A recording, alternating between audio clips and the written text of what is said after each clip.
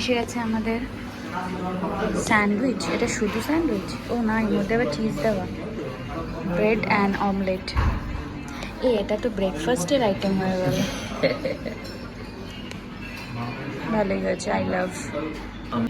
তোমাদের কাছে কি আমার ভলিউমটা খুব আসতে যাচ্ছে? আসলে অনেক লোক আছে তো, রাশ আছে, ওর জন্য বেশি জোরে কথা বলা যাচ্ছে না, তো ওর জন্য একটু আস্তে আস্তেই কথা বলছি। একটু প্লিজ অ্যাডজাস্ট করে শুনে নিও।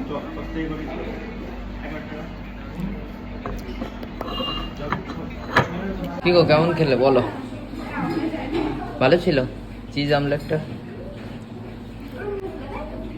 এখনো মুখের মধ্যে না ছিল যে বলবো কি ভালো লেগেছে, বাট আমার গরম লেগে গেছে।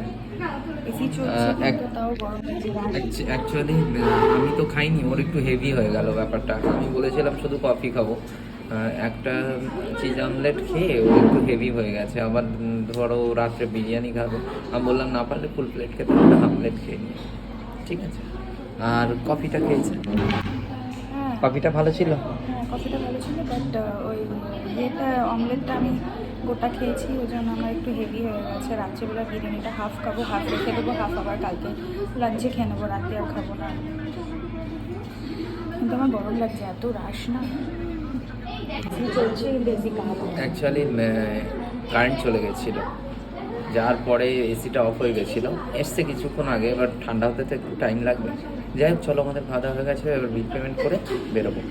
এসে গেছি বিরিয়ানির দোকানে। हाँ लेग ही चाहिए मुझे। हाँ सॉरी नो হয়ে গেছে আমাদের নেওয়া।